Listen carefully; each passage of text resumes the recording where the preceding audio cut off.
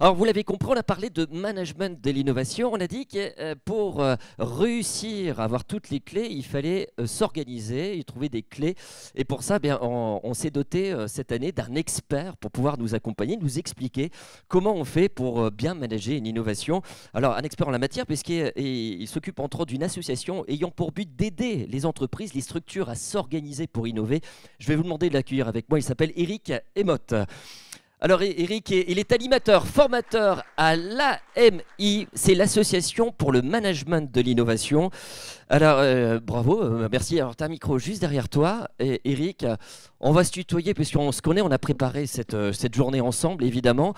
Et en tout premier lieu, on a demandé à notre expert d'imaginer sous forme de mots-clés voilà les clés des enjeux, de rassembler par mots-clés des enjeux qui font de votre filière, la filière santé, j'ai Silver Economy, service à domicile, ce qui représente votre filière. Est-ce qu'on peut en faire des enjeux de succès ou de clés d'innovation? Alors, on va montrer déjà quelques mots, Eric. Bonjour à tous, donc Eric Emotte, Association pour le management de l'innovation. Juste un tout petit mot sur l'association. Donc, notre vocation, elle est simple, c'est s'organiser pour innover, innover pour s'adapter, se renouveler. Notre raison d'être, en effet, c'est d'accompagner entreprises, administrations, tout type d'organisation pour les aider, en effet, à, je dirais, s'organiser pour mieux innover et surtout pour que l'innovation serve, en fait, leur dessein, leur enjeu, qui est généralement, en effet, de s'adapter à un environnement de plus en plus changeant et également se renouveler dans leur offre, dans leur organisation. Repenser, en effet. Alors, Madame Valls, merci beaucoup parce qu'il y a eu une très belle introduction qui a déjà été faite sur le management d'innovation avec des beaux exemples.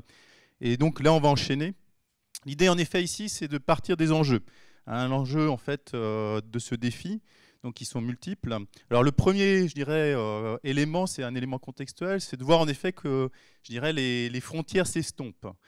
Aujourd'hui, on parle de secteur médico-social, donc entre, je dirais, la partie médicale et la partie sociale. De plus en plus, les interactions se font de plus en plus nombreuses et sont nécessaires. Je dirais, les services à la personne ne s'arrêtent pas au moment de l'aide à domicile. On voit de plus en plus, en effet, la nécessité, d'un côté, d'avoir des acteurs de proximité en contact permanent au quotidien, notamment quand on est, je dirais, dans le maintien à domicile des personnes, notamment âgées, mais pas seulement. Et de l'autre, en effet, la capacité d'intervenir, notamment en cas d'urgence, en cas d'hospitalisation ou en cas de nécessité, je dirais, sur des aspects de santé. Donc le parcours de soins, ça a été dit un moment, alors sur un autre aspect, mais je dirais que cette logique de parcours se retrouve notamment dans ce défi, dans ce secteur, et de plus en plus important, avec cette idée en effet de bien-être, de prise en charge continue, et la volonté en effet qu'il y a des aidants à tout moment et que, je dirais, les personnes, notamment quand c'est des patients, puissent savoir à qui se recourir. Alors, on a évidemment tous ces mots-clés. On va donner à notre thématique. Alors, on va donner, parce que peut-être que vous ne le voyez pas bien, sur les mots-clés qui sont abordés: consultation, télémédecine, autonomie, maintien à domicile, urgence, hospitalisation. Et ici, on voit bien le caractère impératif, c'est-à-dire qu'on organise des défis sur la logistique, sur le tertiaire. Quand on voit que ça ne fonctionne pas, on peut faire faillite. Mais là, vous êtes bien d'accord avec moi que là, il y a un côté réellement, on voit bien hospitalisation, urgence, c'est-à-dire c'est l'humain. Vous avez tous dans votre activité, et on le sent bien, cette nécessité à trouver des solutions et à mutualiser parfois vos savoir-faire pour pouvoir réussir à trouver une solution pour fournir ce service, donner cette expérience, cette expertise que vous avez, donner ces soins. Et on le voit bien à travers ces différents mots. C'est vraiment ce qui est singulier dans votre secteur d'activité, c'est que vous destinez avant tout à des patients, des usagers. Et on voit bien le caractère impératif de fournir ce service à travers ces mots-clés et de s'organiser pour pouvoir le faire, de pouvoir s'organiser. Oui, en effet, c'est trouver un bon équilibre, notamment, je dirais, dans cette dimension autonomie. On parle de maintien à domicile. Et par ailleurs, parfois, la nécessité de l'urgence, de l'hospitalisation. Ce n'est pas toujours simple, entre guillemets, de trouver. On parlait de frontières qui s'estompent, mais c'est vrai que le passage de l'un à l'autre n'est pas toujours simple et évident. Et de plus en plus, je dirais, les acteurs doivent travailler ensemble pour y réussir. Alors, pour ça, ils sont notamment aidés, je dirais, par le numérique. C'est aussi, je dirais, des possibilités qui sont offertes. Et notamment, je dirais, quand c'est bien pensé.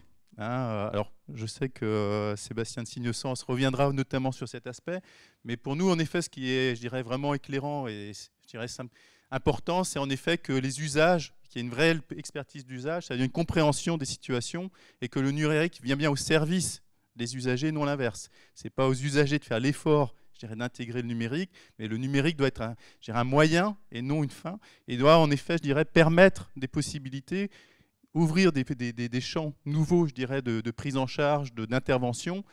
Alors on sait bien qu'il y a aussi des contraintes, hein. L'innovation ne se fait pas sans contraintes, hein, notamment financières.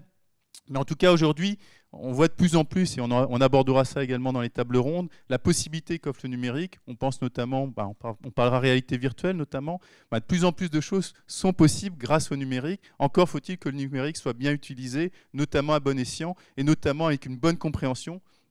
Et je pense qu'un mot fort aussi, c'est l'accessibilité, hein, et notamment, je dirais, la possibilité de s'inspirer, notamment par exemple de personnes en situation de handicap, en voyant en effet comment ces personnes-là peuvent utiliser et s'en inspirer pour tout le monde. Hein, donc ça, je sais que c'est un sujet qu'on réabordera, mais on tenait tout de suite à le présenter en termes d'enjeux. Alors voici la dernière page évidemment des mots-clés qui représentent un peu, qui sont un peu singuliers pour votre domaine d'activité. On voit conditions de travail, valorisation des métiers, formation, labellisation, compétences. On l'a dit tout à l'heure, vous êtes dans un domaine d'activité où il y a beaucoup d'accidents du travail, donc la prévention prend tout son sens. On a besoin d'améliorer parfois, il y a un déficit d'image sur certaines professions évidemment qui touchent notamment sur les services à domicile, ce qui est un peu singulier également. Donc on a également cette idée où les équipes, l'humain est au centre de l'action, et donc cette nécessité à chaque fois de pouvoir éventuellement la valoriser à travers la labellisation, à travers la formation, à chaque fois de porter en compétence à chaque fois ces équipes, ce qui est vraiment singulier également dans vos domaines d'activité. Voilà pour cet enjeu. Alors, comme je vous dis, en effet, je dirais, on a fait des choix. On sait que c'est beaucoup plus riche que ce qu'on a pu indiquer ici. L'objet ici, c'était d'introduire, en effet, un certain nombre d'enjeux qui nous paraissaient essentiels, qu'on va en effet illustrer à travers les tables rondes. Je pense que s'il y a des personnes dans la salle qui souhaitent compléter, ils sont les bienvenus. On peut difficilement, je dirais, parler de tous les enjeux liés à autant, je dirais, un secteur aussi riche. Mais c'est vrai qu'on voit réellement, je dirais, un changement profond s'opérer depuis un certain nombre d'années et une accélération. Et notamment, ce qui nous intéressait, je dirais, sûrement le plus, c'est cette logique parcours de soins, cette logique, en effet, qu'il y a une continuité. Hein, je pense que c'est un mot qui est de plus en plus important. Quand, en effet, les personnes, il y a une prise en charge complète. Alors, si vous avez un mot qui vous vient en tête, vous dites, mince, ils n'ont pas pris en référence ce mot-là. Dites-le, parce qu'il y a quelqu'un qui est ici. Je dis tiens, dans mon domaine d'activité, si je devais représenter ce qui représente ma profession, un enjeu éventuellement qui vous manque, non, ça va, pour l'instant ça vous paraît cohérent, je vous ai déjà tous perdus. Non, ça va, tout le monde va bien. N'hésitez pas, sinon, pour utiliser l'application, j'ai mon téléphone avec moi. C'est évidemment pour avoir éventuellement, si vous pensez à un mot-clé au fil des débats, on essaiera de revenir dessus. Vous pouvez l'envoyer. Alors, on a demandé évidemment à notre expert de prendre un cas, avant de rentrer sur l'expérience de chacun à travers des tables rondes, de prendre un cas de management de l'innovation qui est une clé de succès. Donc, un cas d'entreprise. Alors, volontairement, on ne va pas donner le nom de l'entreprise, on ne va pas donner réellement, parce que ce qui nous intéresse, c'est le contexte, les choix qui ont été faits et pour lesquels on a trouvé des solutions pour lesquelles on a su manager correctement cette innovation. Alors je vous laisse Eric présenter ce cas concret. Oui, ça nous paraissait essentiel, je dirais, avant de commencer les tables rondes, d'illustrer en effet concrètement. Alors c'est une entreprise en l'occurrence qu'on a eu la chance d'accompagner dans le cadre de l'association de management de l'innovation. Donc c'est un projet de télémédecine préventive sur des maladies chroniques à travers un accompagnement personnalisé de personnes à risque afin de modifier durablement leur comportement. L'idée c'était quoi?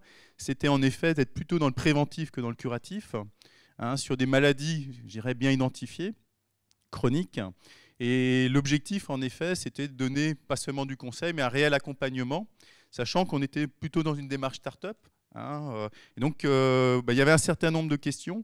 Alors, on va simplement en illustrer 3 parce qu'on ne peut pas évidemment tout aborder sur un sujet aussi vaste, mais c'est simplement vous montrer, je dirais, là où peuvent être les enjeux dans le management de l'innovation. Donc le premier, en effet, et on part chaque fois de problématiques, c'était en effet comment valider par exemple une solution de ce type par les bénéficiaires potentiels. Alors les premières difficultés, c'était déjà de bien comprendre et d'identifier ces bénéficiaires potentiels. Évidemment, il y a les personnes concernées, hein, entre guillemets les patients, mais pas seulement. Hein, les bénéficiaires sont multiples et je pense une des caractéristiques du secteur médico-social, c'est qu'en effet, il y a une diversité d'acteurs et c'est pas toujours simple. On parlait tout à l'heure des partenaires, mais c'est pas toujours simple de bien les associer, de bien les identifier, bien comprendre comment chacun fonctionne et comment en effet on va pouvoir s'inscrire déjà dans un contexte existant. Deuxième élément aussi, je dirais, lié à cet aspect, c'était notamment les données. Hein, on est quand même sur le secret médical, donc les bénéficiaires, pour qu'ils puissent en effet, je dirais, valider, encore faut-il avoir des informations les concernant, et c'est vrai qu'on est sur un sujet sensible. Alors dans les pays anglo-saxons, c'est beaucoup plus, entre guillemets, libéré. Est-ce que c'est souhaitable? C'est une autre question, mais en tout cas en France, c'est quand même bien encadré, c'est l'est de plus en plus d'ailleurs, et à quelque part, c'est vrai que pour autant, notamment quand on est dans un modèle un peu on va dire nouveau, disruptif, où on va essayer de modéliser des choses, c'est pas toujours simple de collecter ces informations, et donc il y avait un réel enjeu, entre guillemets, parce que sans validation en effet de la solution, la solution ne peut pas être proposée. Donc c'est ça toute la difficulté, c'est d'avoir une solution qui est en émergence et pour autant une nécessité à un moment de valider, notamment sur des domaines aussi sensibles que la santé. Le deuxième aspect qui nous paraissait important et qui était une des problématiques qui a été traitée, c'est en effet comment faire connaître cette solution, par quels canaux passer. Alors là encore, je dirais l'aspect existant, écosystème existant, je dirais une solution s'inscrit toujours, et notamment, on parlait, je dirais, un certain nombre d'acteurs institutionnels, mais il y a déjà dans le domaine de la santé beaucoup de choses qui existent. Et donc, quand on veut être innovant, c'est pas simple, entre guillemets, de trouver sa place et de rentrer dans une logique nouvelle. Hein, dans le domaine, par exemple, de l'informatique, qui est quelque chose qui m'est assez familier, c'est vrai qu'il y a moins cette difficulté parce que tout est nouveau et c'est très changeant. Dans des secteurs plus établis et surtout sensibles, parce qu'on touche aussi à l'humain, se pose la question, en effet, comment, entre guillemets, je dirais, travailler avec les personnes déjà en place. Et donc, il faut se faire reconnaître. Donc ça, c'était le premier élément. Le deuxième, en effet, c'est par quel biais, par quel vecteur, entre guillemets, passer. Donc là, une des préconisations, ça avait été, en effet, de faire des contenus de qualité reconnus. Encore faut-il savoir qui reconnaît ces contenus. Et donc là, c'est typiquement une logique de comité scientifique. Hein, et donc c'est vrai qu'il y avait, pour cette entreprise qui était nouvelle, la difficulté de trouver sa place et de savoir comment elle allait communiquer avec son environnement. Le troisième, en effet, c'est les gains. Je dirais, si cette entreprise veut pérenniser son activité, il va falloir qu'elle ait en effet des revenus récurrents. Encore faut-il savoir comment elle peut les obtenir. Et là, c'est une autre difficulté, je dirais, notamment dans des projets de ce type. C'est la sécurité sociale ne finance pas facilement, entre guillemets, des choses nouvelles, ce qui est normal, quelque part. Je dirais, avant, de valider et de proposer un financement public, il faut s'assurer que la solution a sa raison d'être. Et puis surtout, ça doit déjà s'inscrire dans un schéma préexistant. Et donc, c'est une des difficultés que rencontrait cette entreprise. Ou sinon, c'est le patient. Mais encore, le patient n'est pas forcément habitué. Hein, ce n'est pas un usage courant, entre guillemets, de payer des compléments. Alors ça se fait de plus en plus sur, on voit l'homéopathie, des choses comme ça. Mais c'est vrai que sur certaines pratiques, notamment préventives, ce n'est pas quelque chose de naturel de se dire on va payer de manière préventive pour quelque chose que finalement je ne suis pas forcément touché. Justement, l'objet, c'est de ne pas être affecté, entre guillemets, par la maladie. Donc il y avait une vraie réelle question, entre guillemets, sur le modèle économique et de savoir quelles étaient les sources de revenus. Voilà. C'était une petite introduction. Hein. L'objet était simplement, je dirais, de montrer la complexité aussi dans laquelle on s'inscrit et du coup d'introduire les tables rondes qui vont suivre.